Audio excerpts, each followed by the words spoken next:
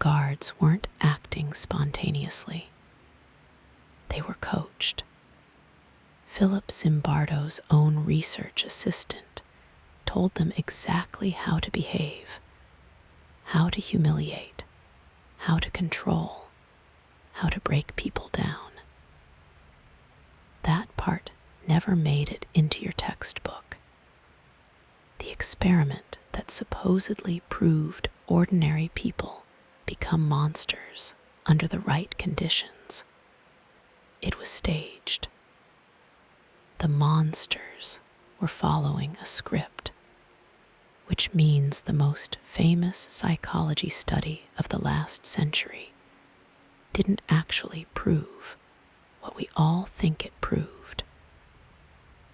So the real question isn't what happens to people when you give them power.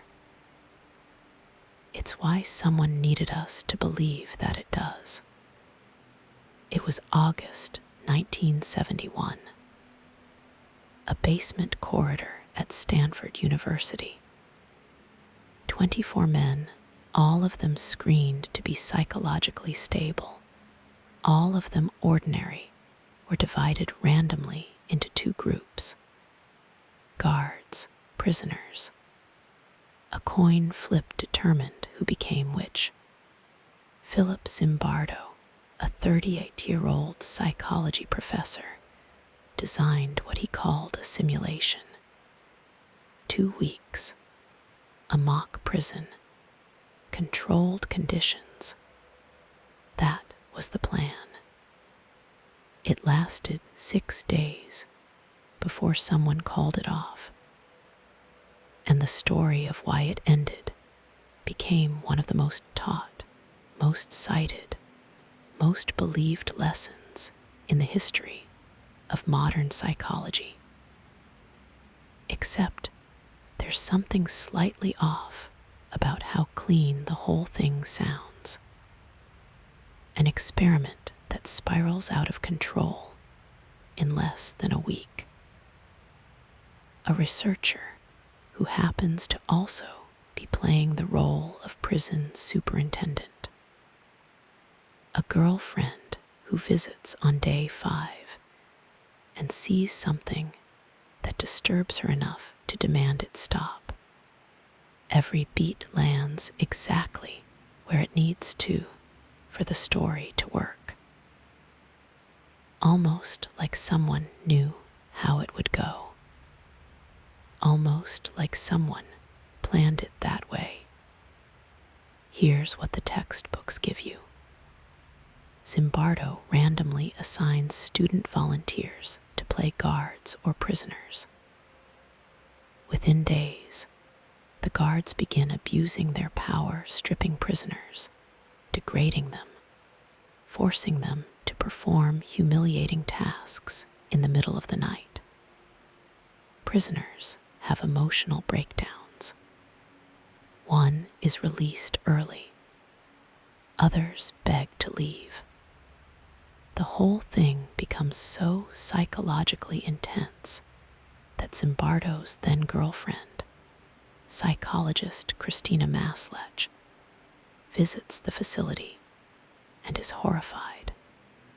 She tells him he has to stop it. He does. The conclusion: the situation, not the person, drives behavior. Give someone a uniform and a little power, and they will, inevitably, become cruel. That conclusion landed in textbooks across the world. It was taught as settled science for decades. It shaped criminal justice policy. It was used to explain Abu Ghraib. It became the foundational evidence for situationist psychology, the idea that context shapes who we become, that no one is immune, that cruelty isn't a character flaw. It's a design flaw in the system. Powerful story. Too powerful, maybe. Because in 2018, a researcher named Ben Blum got access to something that had been sitting in Stanford's archives for years. Recordings, interviews, notes, the actual raw material from the experiment itself. And what he found contradicts almost everything. One of the prisoners who had a dramatic breakdown, who screamed and cried and appeared to be unraveling, later admitted in an interview that he had been faking it. He wanted to leave the experiment. He had realized that if he acted disturbed enough, they would release him early. It worked. And then for decades, his breakdown was held up as proof of the experiment's devastating psychological impact. The evidence wasn't a symptom. It was a performance. But that's not even the sharpest part. One of Zimbardo's research assistants, a graduate student named David Jaff, sent notes to the guards before the experiment began.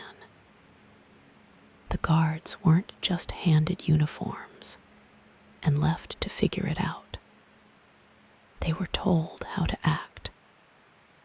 Jaff wrote that they should try to be tough, that they should create an atmosphere of fear, that they needed to establish a sense of powerlessness in the prisoners. This wasn't a simulation of a prison environment. It was a directed production. The guards who became cruel weren't spontaneously transforming. Several of them later said they were consciously trying to help the experiment work.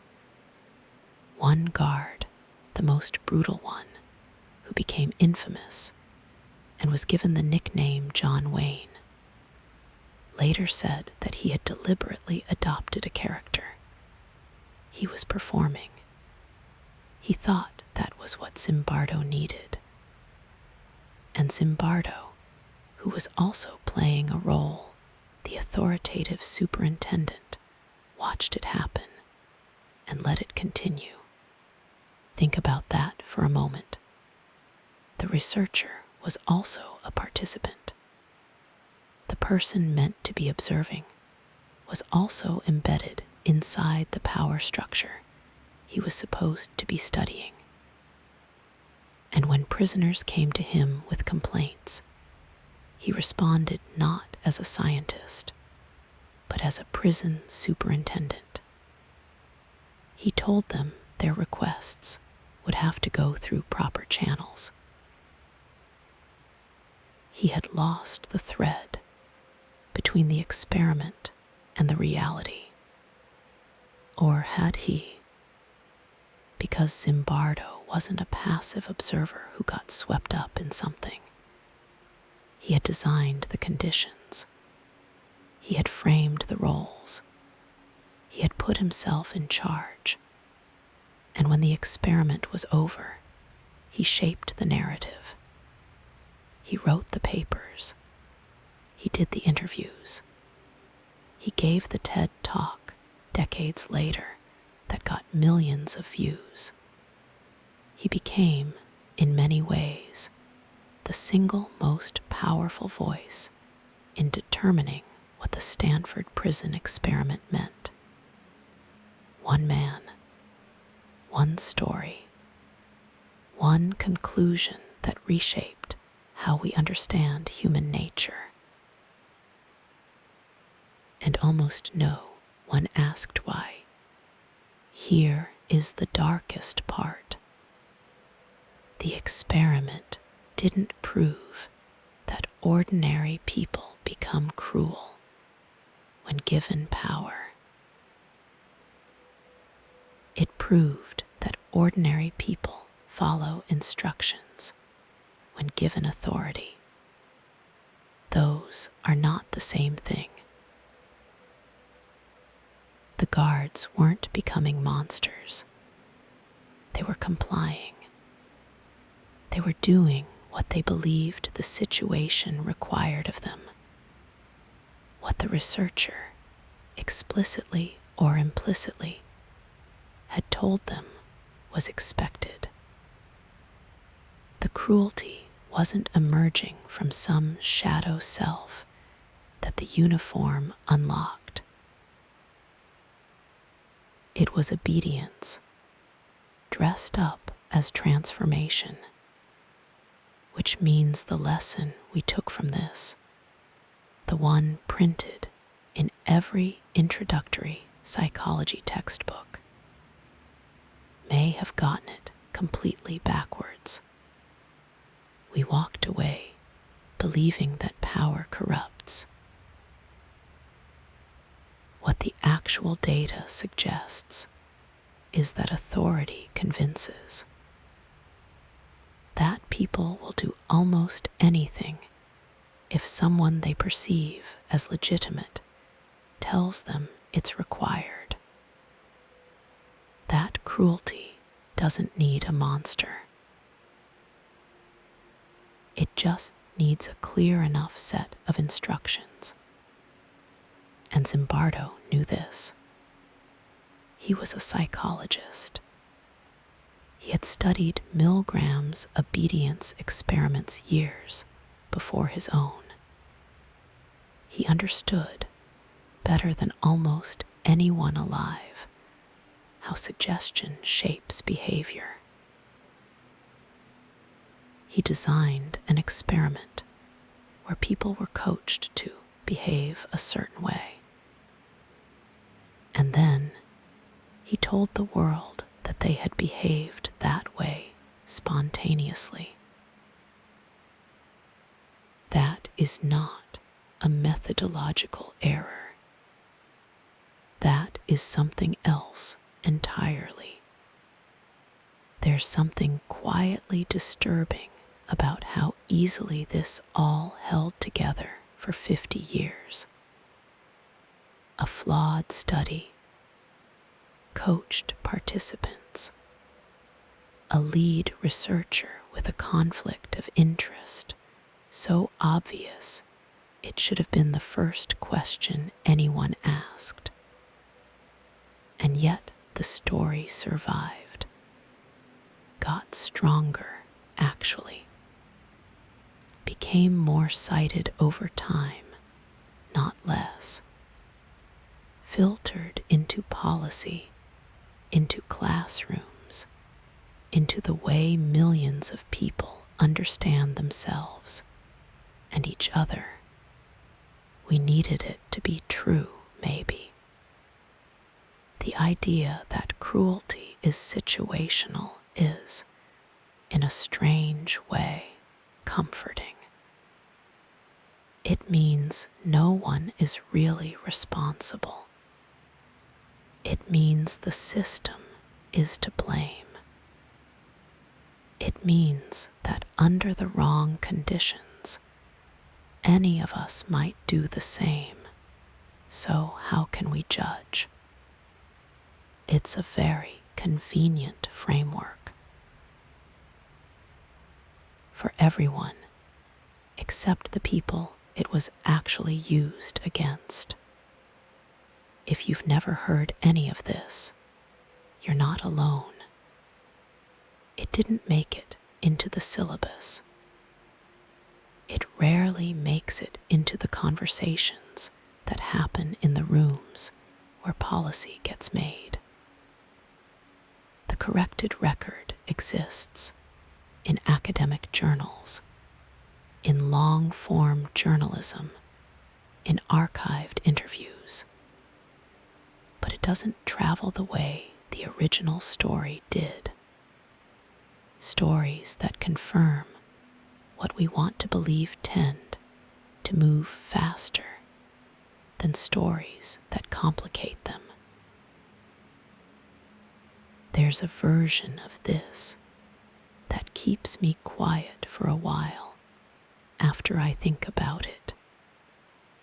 Not the cruelty in the basement, not the faked breakdowns, or the coached guards, or the superintendent who forgot he was also the scientist. It's the 50 years of people sitting in classrooms, being told that the experiment proved something, never knowing they were hearing a story someone constructed. The real experiment, maybe, was always that part. How many other things do you believe with the same certainty? How many of those were handed to you the same way? By someone who needed you to reach a specific conclusion.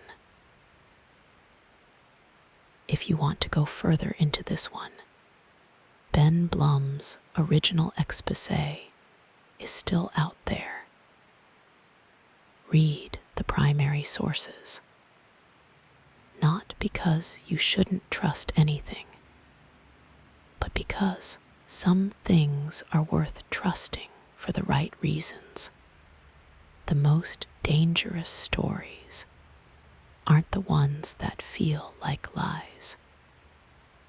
They're the ones that feel exactly like the truth.